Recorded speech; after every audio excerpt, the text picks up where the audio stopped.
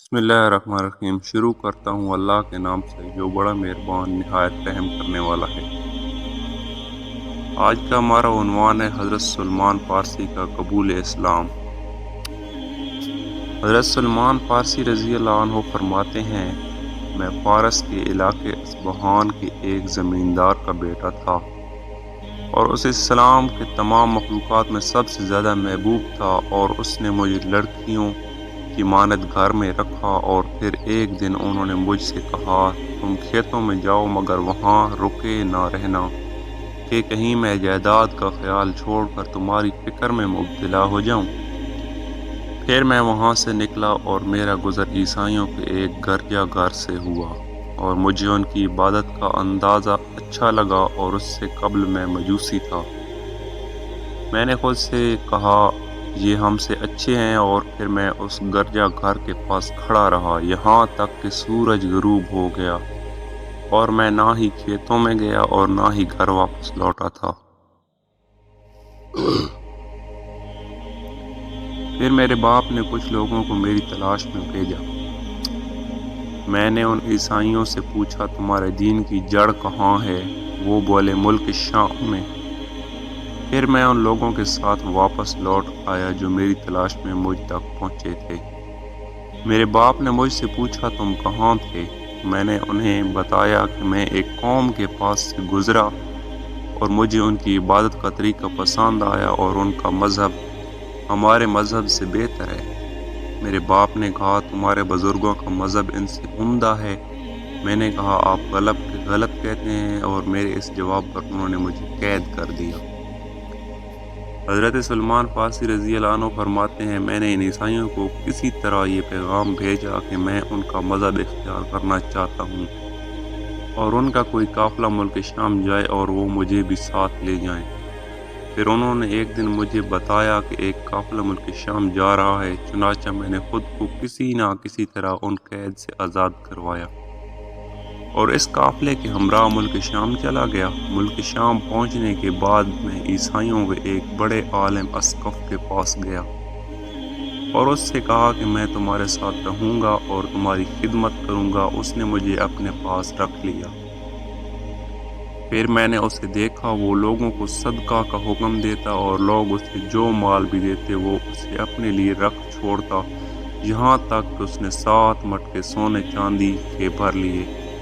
میں نے لوگوں کو اس کے حال سے آگاہ کیا، اور لوگ مجھے اپنے ساتھ اس کے پاس لے گئے۔ یہاں لوگوں نے اس کا خزانہ برآمد کر لیا اور اسے پھانسی پر لٹکا دیا، اور پھانسی دینے کے بعد اسے دفن کرنے کی بجائے سنگسار کر دیا، اور اس کی جگہ ایک صحیح عالم کو مسند پر بٹھا دیا۔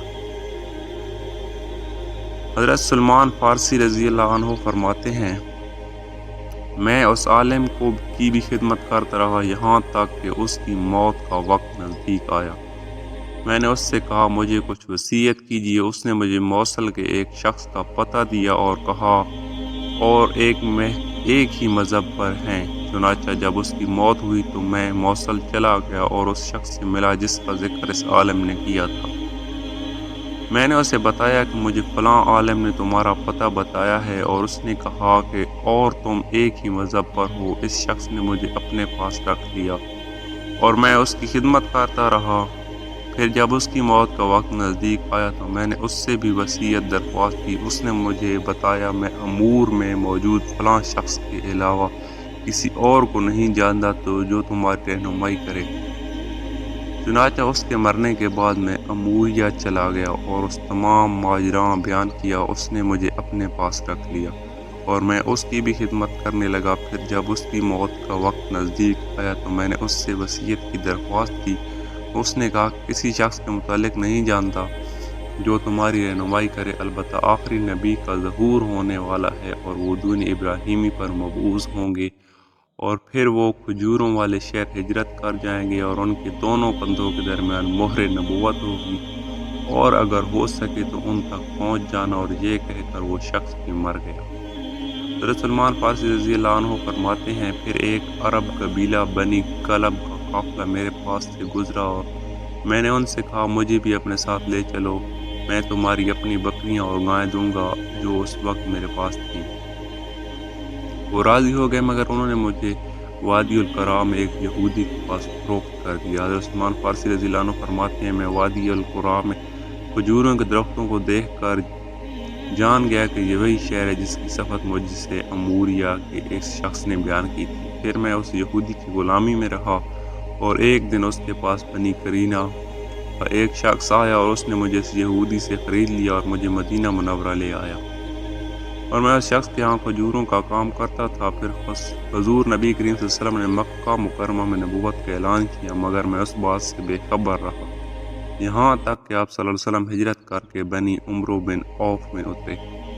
حضرت سلمان فارسی رضی اللہ عنہ فرماتے ہیں میں نے اپنے آقا کے بھتیجے کو آتے دیکھا اور وہ کہہ رہا تھا کہ خدا انہیں ہلاک کرے، اور ان کے پاس مکہ مکرمہ سے ایک شخص آیا ہے جو خود کو نبی کہتا ہے، اور وہ لوگ اس شخص کے گرد ہجوم بنا کر جمع ہیں۔ حضرت سلمان فارسی رضی اللہ عنہ فرماتے ہیں میں نے جب یہ خبر سنی تو میری خوشی دیدنی نہ تھی، اور میں نے جب اس سے تمام بات پوچھنا چاہی تو میرے آقا نے مجھے گھونسا مارا اور کہا تم اپنے کام سے کام رکھو، اور میں اپنے کام میں مشغول ہو گیا۔ شام کے وقت میں نے چند کھجوریں جمع کی اور انہیں لے کر کعبہ پہنچا۔ حضرت نبی کریم صلی اللہ علیہ وسلم اپنے صحابہ کرام کے ہمراہ مقیم تھے۔ میں آپ صلی اللہ علیہ وسلم سے ملا اور وہ کھجوریں آپ صلی اللہ علیہ وسلم کی خدمت میں پیش کیں اور عرض کیا یہ میری جانب سے صدقہ ہے۔ آپ صلی اللہ علیہ وسلم نے وہ کھجوریں اپنے صحابہ کرام کو دے دیں، اور میں نے آپ صلی اللہ علیہ وسلم کی نبوت کی ایک علامت دیکھ لی کہ آپ صلی اللہ علیہ وسلم صدقہ نہیں لیتے۔ حضرت سلمان فارسی رضی اللہ عنہ فرماتے ہیں پھر میں واپس لوٹ آیا اور اگلے دن ایک مرتبہ پھر چند کھجوریں لے کر حضور نبی کریم صلی اللہ علیہ وسلم کی خدمت میں حاضر ہوا اور عرض کیا یہ میری جانب سے آپ صلی اللہ علیہ وسلم کی بارگاہ میں ہدیہ ہے۔ آپ صلی اللہ علیہ وسلم نے میرا وہ ہدیہ قبول کر لیا، اور پھر ان کھجوروں میں سے آپ صلی اللہ علیہ وسلم نے بھی کھایا اور اپنے صحابہ کرام کو بھی دیا، اور میں نے آپ صلی اللہ علیہ وسلم کی نبوت کی یہ دوسری علامت بھی دیکھ لی تھی۔ پھر میں آپ صلی اللہ علیہ وسلم کے ساتھ چلا اور آپ صلی اللہ علیہ وسلم ایک جنازے کے ساتھ جا رہے تھے۔ میں نے کوشش کی کہ کسی طرح آپ صلی اللہ علیہ وسلم کی مہر نبوت دیکھ لوں۔ آپ صلی اللہ علیہ وسلم میری قلبی کیفیت سے آگاہ ہو گئے اور آپ صلی اللہ علیہ وسلم نے اپنی چادر ہٹا دی۔ میں نے مہر نبوت دیکھی اور اس کا بوسہ لیا۔ آپ صلی اللہ علیہ وسلم نے مجھے اپنے پاس بٹھایا اور مجھے کلمہ پڑھایا۔ پھر آپ صلی اللہ علیہ وسلم نے اپنے صحابہ کرام رضی اللہ عنہم کو میرے اسلام قبول کرنے کی خبر سنائی۔ حضرت سلمان فارسی رضی اللہ عنہ فرماتے ہیں میں اگرچہ مسلمان ہو چکا تھا، مگر میں غزوہ بدر اور احد میں اس لیے شریک نہ ہو سکا کہ میں اس وقت تک ایک غلام تھا۔ اور پھر ایک دن حضور نبی کریم صلی اللہ علیہ وسلم نے مجھ سے فرمایا تم مکاتب ہو جاؤ۔ میں نے اپنے آقا سے بات کی تو اس نے 300 درخت لگانے اور 40 اوقیہ سونے کی شرط لگا دی۔ اب وسلم نے صحابہ کرام سے فرمایا تم اپنے بھائی کی مدد کرو، چنانچہ سب نے میری مدد کی اور میں آزاد ہوا۔ حضرت سلمان فارسی فرماتے ہیں جب میں مکاتب ہوا اور میرے آقا نے 300 درخت لگانے اور 40 اوقیہ سونا کی شرائط عائد کی، حضور نبی کریم صلی اللہ علیہ وسلم نے صحابہ کرام رضی اللہ عنہ سے فرمایا تم اپنے بھائی کی کھجوروں کے درخت سے مدد کرو، چنانچہ سب نے میری مدد کی اور کسی نے 5 تو کسی نے درخت مجھے لگا کر دیے۔ پھر جب میرے پاس 300 درخت جمع ہو گئے تو آپ صلی اللہ علیہ وسلم نے فرمایا اب تم اس کے یہ کھالے کھودو، اور پھر آپ صلی اللہ علیہ وسلم صحابہ کرام اور اس کام میں میری مدد کی اور ہم نے 300 درخت لگا دیے۔ اب 40 اوقیہ سونے کی شرائط باقی تھی۔ پھر ایک صحابی رضی اللہ عنہ آئے اور اس کے پاس انڈے کے برابر سونا تھا جو انہیں کسی کان سے ملا تھا۔ انہوں نے وہ سونا آپ صلی اللہ علیہ وسلم کی خدمت میں پیش کیا اور آپ صلی اللہ علیہ وسلم نے مجھے بلا کر وہ سونا مجھے عطا کر دیا، اور آپ صلی اللہ علیہ وسلم نے مجھے سونے کا جو انڈا دیا اس کا وزن احد پہاڑ سے کرتا تو یقیناً وہ انڈا وزن میں اس سے بھاری ہوتا۔ سبحان اللہ۔